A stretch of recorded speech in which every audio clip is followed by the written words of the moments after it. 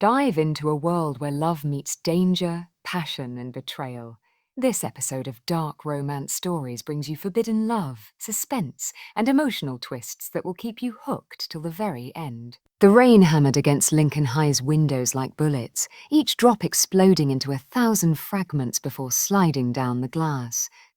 I should have left hours ago, but the stack of ungraded art projects on my desk seemed to mock me every time I glanced at the clock. 26 years old, and I was spending another Friday night alone in an empty school building surrounded by watercolour disasters and charcoal smudges that barely resembled the Renaissance masterpieces I'd assigned. The fluorescent lights above flickered sporadically, casting eerie shadows across the classroom walls where my students' work hung in neat rows. Monet's leaves reimagined by hormonal teenagers. Picasso's cubism filtered through the lens of social media addiction. At least they tried, which was more than I could say for the school board's effort to keep this place funded. I gathered the last of the projects, shoving them into my worn leather bag. The sound echoed unnaturally in the silence. Empty schools had a particular kind of quietness that seemed to press against your eardrums, making every small noise feel amplified and somehow threatening. My heels clicked against the polished linoleum as I made my way toward the exit, past rows of battered lockers and bulletin boards announcing homecoming dates that had already passed. The main hallway stretched before me like a tunnel, lit only by the emergency lighting that cast everything in an amber glow. I was fumbling with my keys at the front door when I heard it. A sharp crack like a branch snapping, then another and another. Gunshots. My blood turned to ice. The sounds were coming from the parking lot, muffled by the storm, but unmistakable. I pressed myself against the wall beside the door, heart hammering so hard I was certain it would give me away to whatever was happening outside. Through the narrow window, I could see the shadows of several figures moving between the cars. The rain made everything blurry, but I could make out the outline of expensive vehicles, sleek and dark like predators waiting in the night. Another shot. A body fell. I bit down on my knuckle to keep from crying out, tasting blood. This couldn't be happening. Not here, not at my school. Not on a random Friday night when I should have been home grading papers and eating leftover Chinese food. The figures moved with purpose now, dragging something heavy toward one of the cars. I caught a glimpse of a face in the brief illumination of a cell phone screen.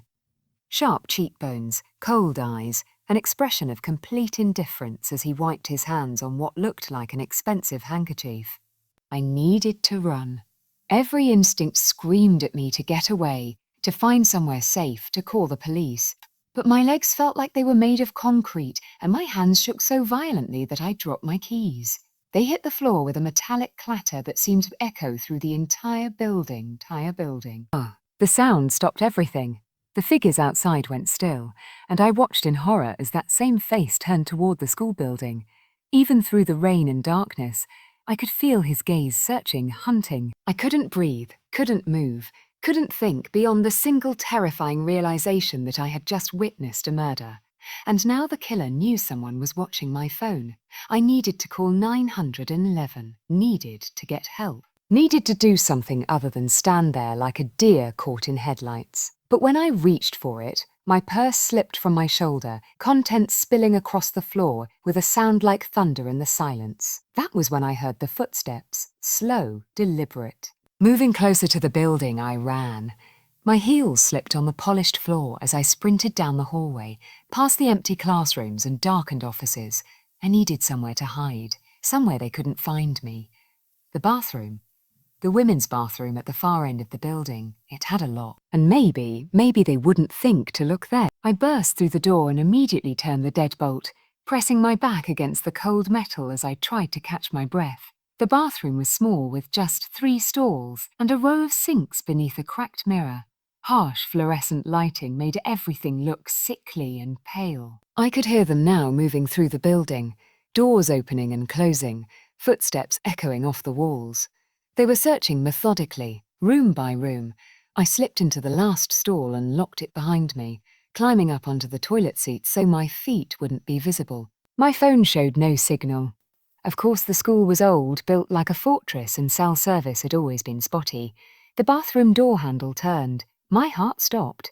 The deadbolt would hold, wouldn't it? It had to. I pressed my hand over my mouth to muffle my breathing, listening as someone tested the door more forcefully, then silence. I waited, counting the seconds, praying they had moved on. 1 minute, 2, 3. The lights went out. In the absolute darkness, I heard the soft click of the lock being picked. Professional, efficient, terrifying. The door opened with barely a whisper of sound. I know you're here. The voice was low, controlled, with the faintest trace of an accent I couldn't place. Italian, maybe. You saw something you shouldn't have seen. I held my breath, pressing myself against the store wall as if I could somehow disappear into it. I'm not going to hurt you, he continued, his footsteps moving slowly across the tile floor. But we need to talk about what you witnessed, about what happens now. He was close. So close I could hear the soft rustle of expensive fabric as he moved. You can come out now, or I can come find you. Your choice. The silence stretched between us like a razor wire. I could feel his presence in the darkness. Patient and immovable. This wasn't someone who made idle threats. Slowly, on trembling legs, I unlocked the stall door and stepped out into the black void of the bathroom. A beam of light hit my face, blinding me momentarily. When my eyes adjusted, I found myself staring at a man who looked like he'd stepped out of a Renaissance painting. Dark hair, perfectly styled despite the rain, sharp features carved from marble, and eyes the colour of winter ice that seemed to see straight through me. He was beautiful in the way that dangerous things often are, deadly and compelling and absolutely terrifying. Valentina Costa, he said, and my blood turned to ice water. He knew my name. 26 years old. Art teacher. Lives alone in apartment 3B on Maple Street. Parents died in a car accident 8 years ago. Left you with 30,000 in debt that you're still paying off. How do I make it my business to know these things? He stepped closer, and I caught the scent of expensive cologne mixed with something metallic blood. The question is, Miss Costa, what am I going to do with you now? I couldn't speak, couldn't think, could barely stand. You saw something tonight. Something that could be problematic for me and my associates. That puts us both in a rather difficult position. I won't tell anyone, I whispered. I swear I won't. We entered through massive double doors into a foyer that could have housed my entire apartment. Marble floors gleamed under crystal chandeliers, and oil paintings that looked like museum pieces lined the walls. A sweeping staircase curved up to the second floor, its banister carved from what looked like ebony. This way, Lorenzo said, his hands still on the small of my back as he guided me deeper into the house. We passed through rooms that grew progressively more intimate. A formal living room with furniture that probably cost more than I made in a year. A library with floor-to-ceiling bookshelves and the lingering scent of aged paper and leather. Finally, we reached what appeared to be his private study. The room was decidedly masculine with dark wood panelling and leather furniture arranged around a massive fireplace. A fire crackled in the hearth, casting dancing shadows across the walls. Behind an enormous desk sat rows of filing cabinets, and I caught a glimpse of multiple computer monitors displaying what looked like security feeds. Sit, Lorenzo commanded, gesturing to one of 2 leather chairs positioned in front of the fireplace. I remained standing. I want to go home. That's not possible. Why not? I told you I won't say anything about what I saw. I swear to you, your word means nothing. He moved behind his desk and withdrew a thick manila folder which he tossed onto the coffee table between us. Your name is Valentina Elena Costa. You're 26 years old, born in Chicago, but moved to New York when you were 18 to attend art school. Your parents died in a car accident 8 years ago, leaving you with significant debt from your father's medical treatments. My blood turned to ice. How do you know all that? You live alone in a 1-bedroom apartment on Maple Street that you can barely afford. You teach art at Lincoln High School for $38,000 a year, which isn't enough to cover your living expenses, let alone pay down your student loans and your father's medical debt. You have $17,000 in credit card debt. Your car is 12 years old and needs a new transmission, and you've been eating ramen noodles for dinner 4 nights a week for the past 6 months. Each word was like a physical blow. My entire pathetic life laid bare by this man, who looked like a prince and spoke like the devil himself. You have no close friends, no romantic relationships. And the only family you have left is an elderly aunt in Florida who has dementia and doesn't remember your name. His voice was clinical, detached, as if he were reading a grocery list rather than dissecting my existence. You're completely, utterly alone in the world, Valentina, which makes you perfect for what I need. What you need. I sank into the chair, my legs suddenly unable to support me. Lorenzo moved around the desk with predatory grace, settling into the chair across from me. The firelight played across his sharp features, making him look like something carved from marble and shadow. 3 weeks ago, you witnessed the assassination of Vincent Torino, a member of my organization who had been feeding information to the Russian Bratvavier. Tonight, you witnessed me eliminating the man the Russians sent to silence you permanently. I don't understand. How did they even know I existed? Because Vincent told them about you before he died. Told them about the pretty teacher who saw him pass documents to Dmitri Petro in the parking lot of your school. The room spun around me. That's impossible. I never saw anything like that. I would have remembered. You were leaving school late that night, too. You walked past Vincent's car just as he was handing over a flash drive containing information about my shipping operations. You probably didn't think anything of it at the time. But Vincent was paranoid. He was convinced you'd seen enough to identify him later. I tried to remember that night 3 weeks ago, but it was just another evening of staying late to grade papers. Had I seen something? Someone? Even if that's true, why does it matter now? Vincent is dead. I couldn't identify him to anyone. Lorenzo leaned forward, his ice blue eyes boring into mine. Because the Russians don't take chances.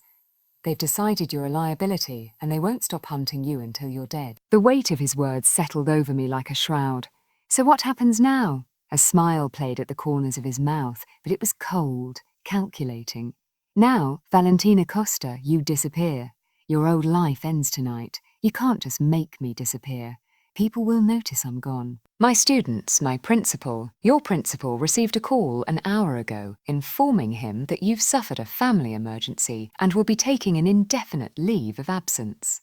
Your landlord has been paid 3 months' rent in advance and told you've moved out of state to care for a sick relative. Your car has been moved from the school parking lot. I stared at him in horror. In the span of a few hours, he had erased my entire existence with the efficiency of a man who had done this before. The woman who was Valentina Costa no longer exists, he continued. But I'm offering you something better, something more. What? He stood and moved to a sideboard, pouring amber liquid from a crystal decanter into 2 glasses. He offered one to me, but I shook my head.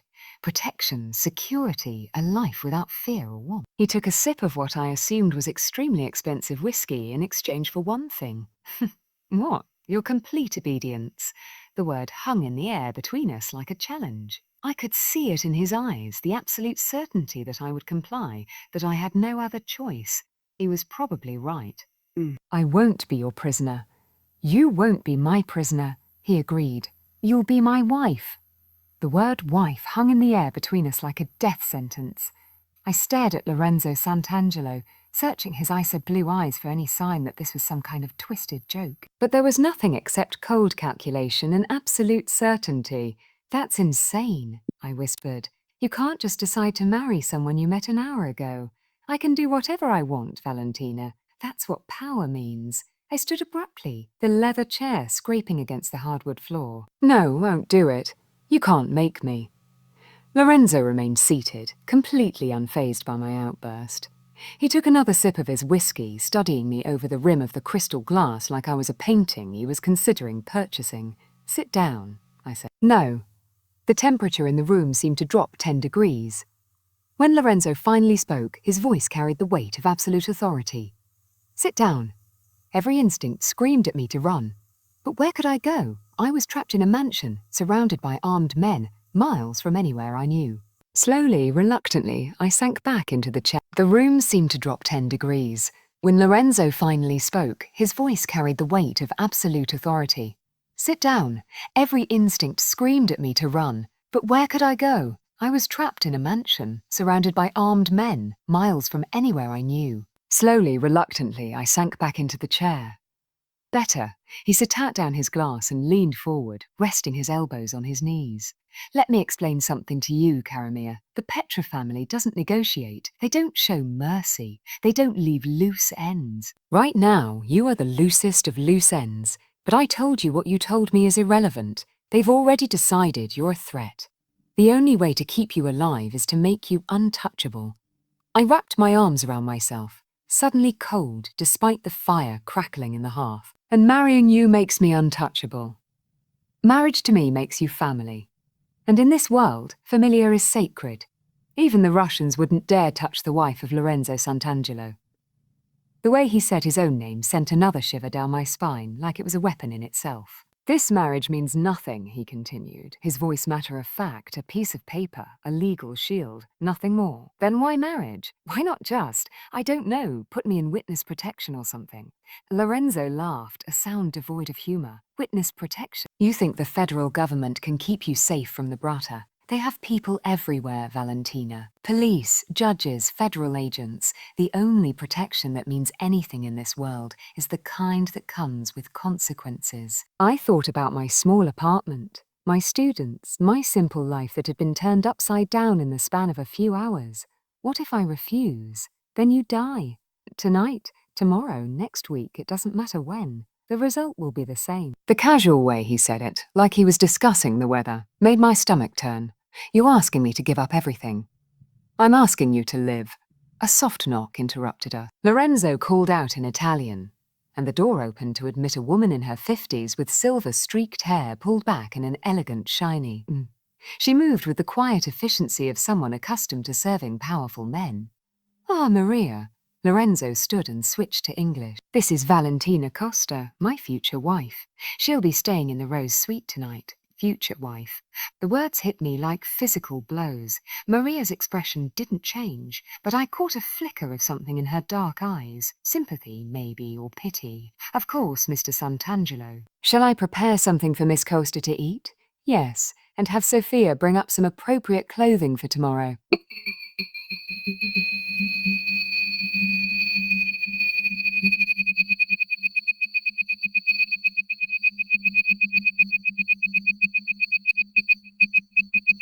Lorenzo's attention returned to me, and suddenly the air in the room felt thin and dangerous.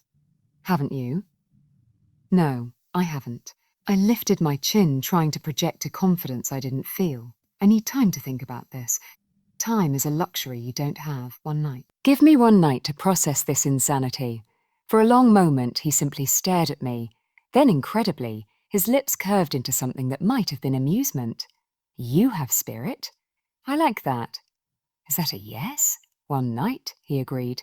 But understand this, Valentina. Tomorrow morning you will walk down the aisle and become my wife, or you will die. Those are your only options. Maria cleared her throat delicately. Miss Costa, if you would follow me.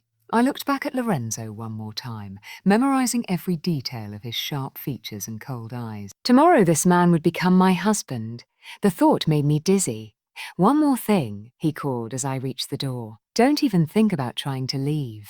My men have orders to stop you by whatever means necessary. The Rose Suite was located on the second floor of the mansion, down a hallway lined with oil paintings that probably cost more than most people's houses. Maria opened a door to reveal a room that looked like something from a fairy tale.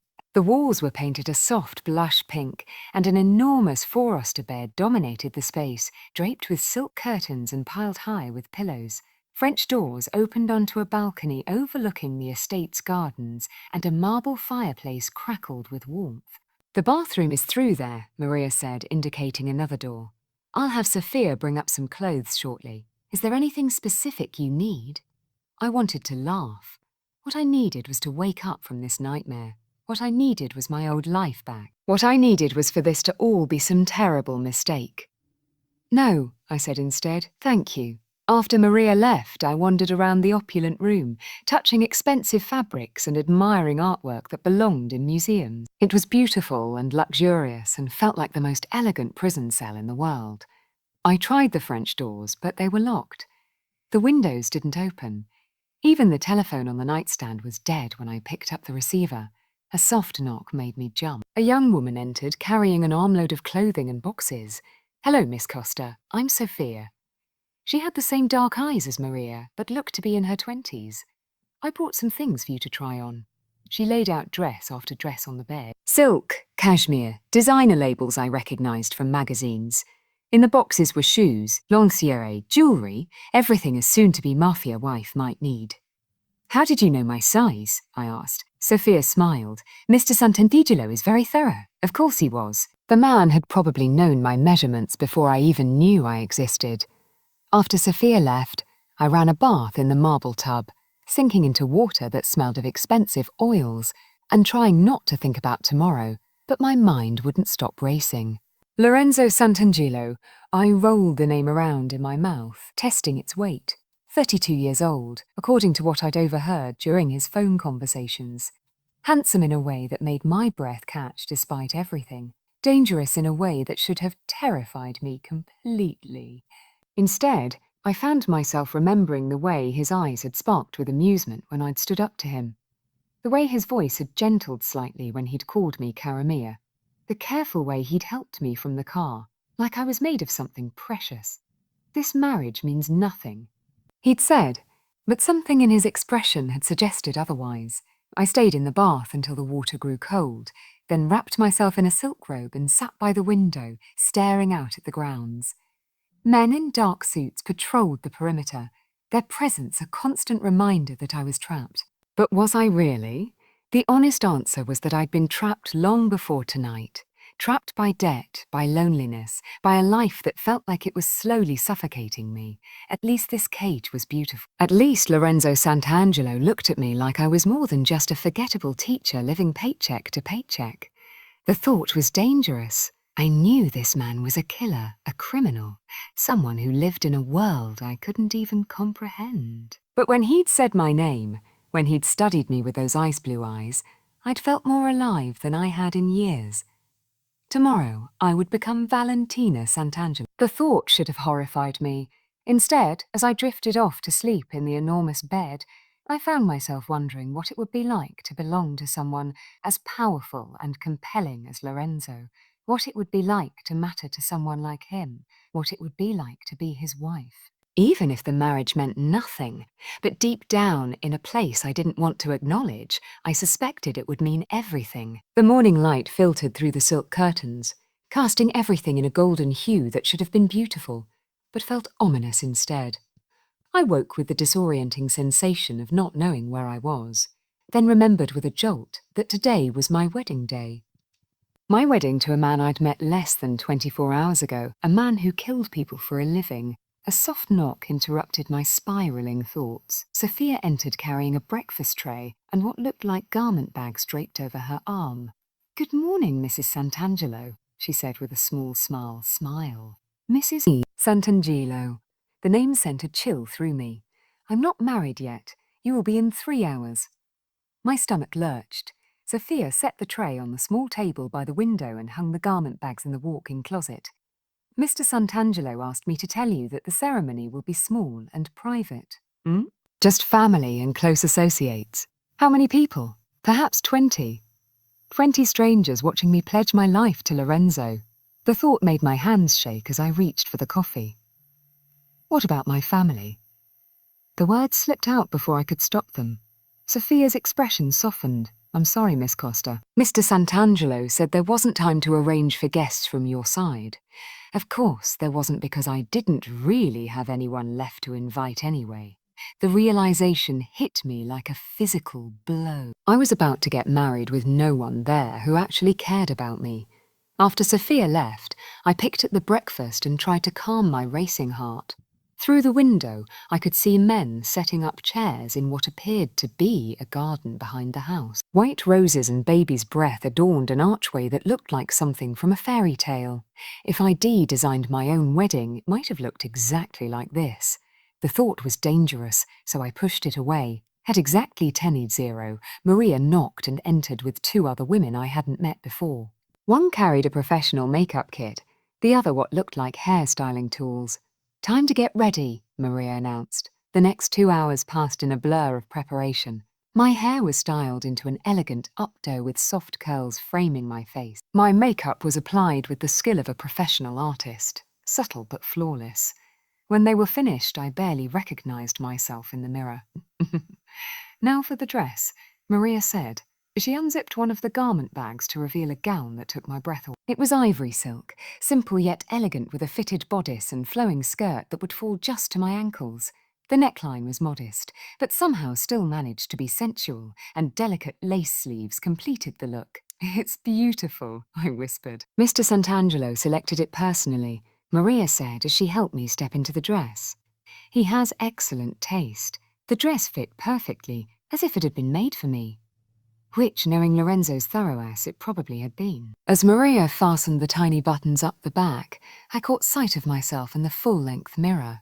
I looked like a bride, a real bride, glowing and beautiful and ready to marry the man she loved. The illusion was so perfect it made my chest ache. A knock at the door interrupted the moment. "Come in," Maria called. The door opened and Lorenzo stepped inside. He was dressed in an impeccably tailored black tuxedo that made him look like a prince from a dark fairy tale. The door opened and Lorenzo stepped inside.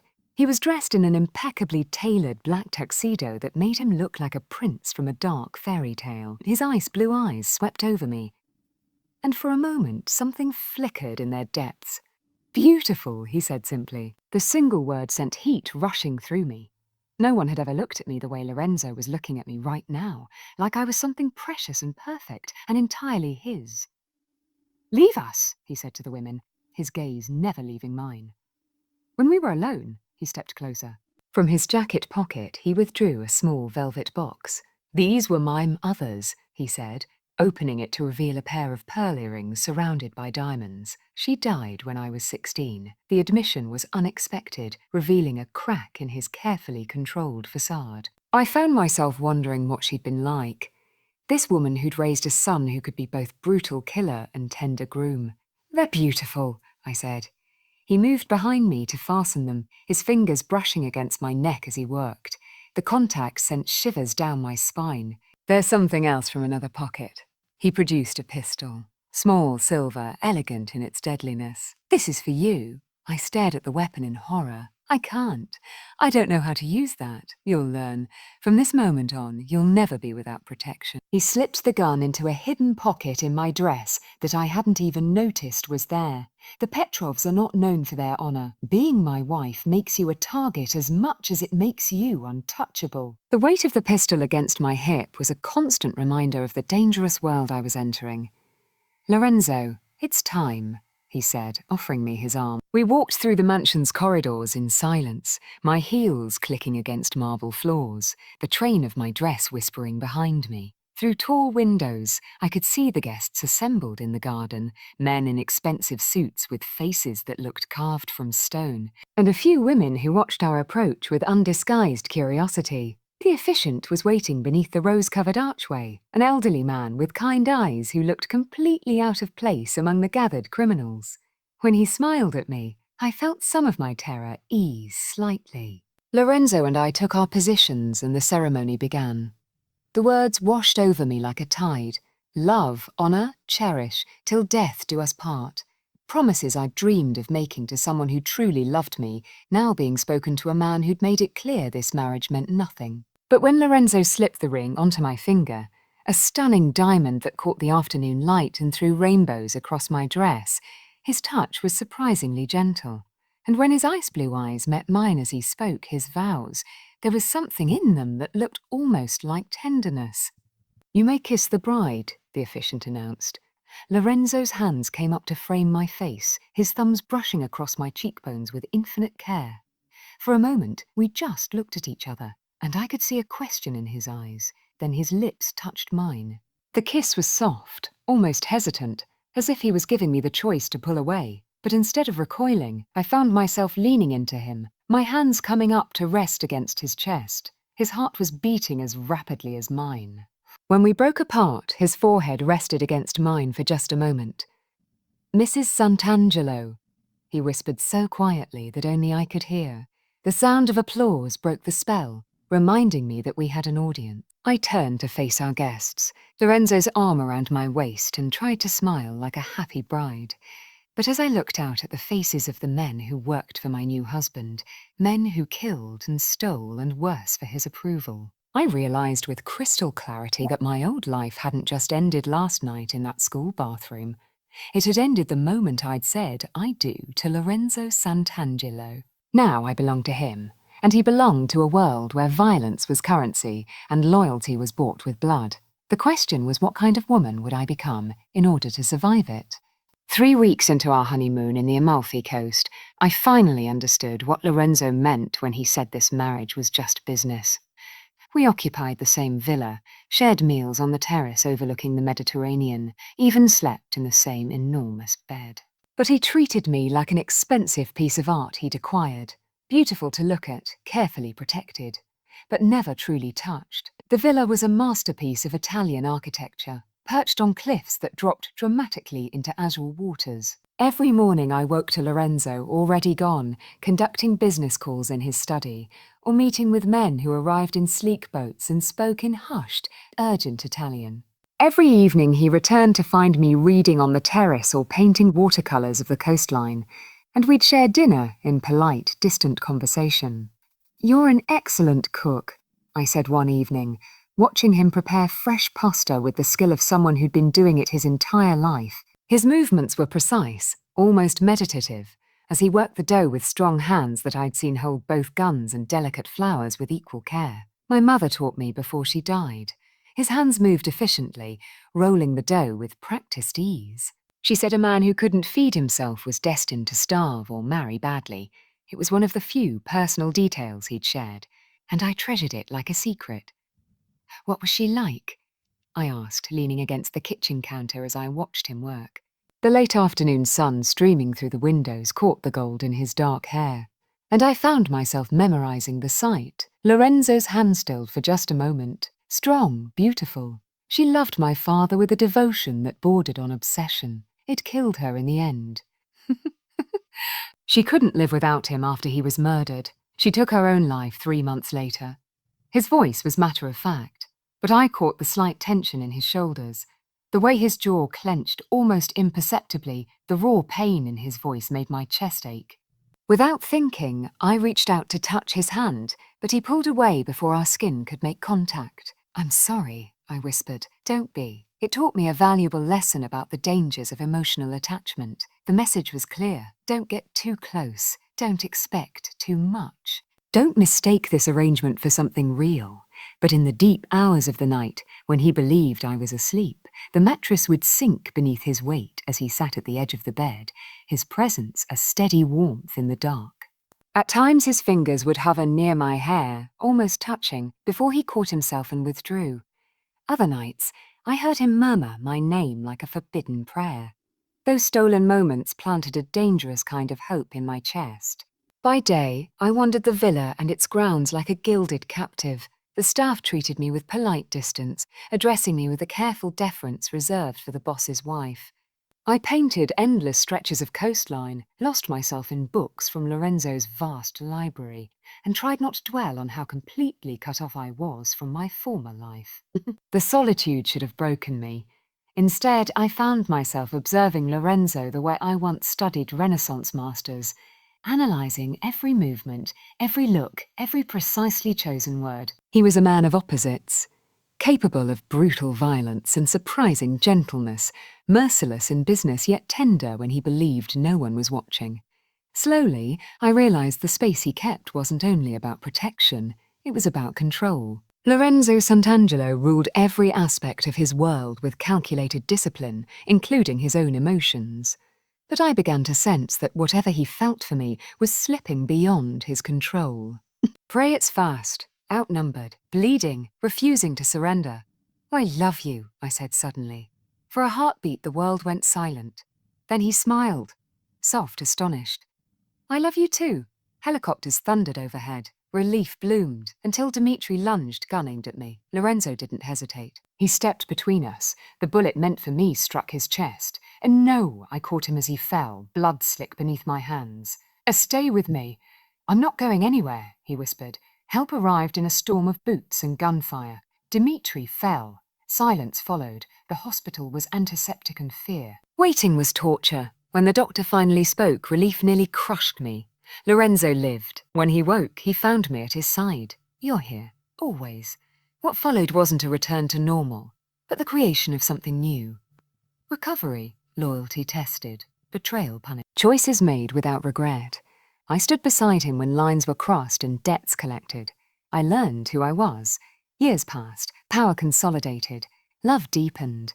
And when the threat came again, this time against our child, I felt no fear, only certainty. This marriage had stopped being business long ago. Now it was something far more powerful. It was love backed by absolute power. And there was nothing in the world more dangerous than that.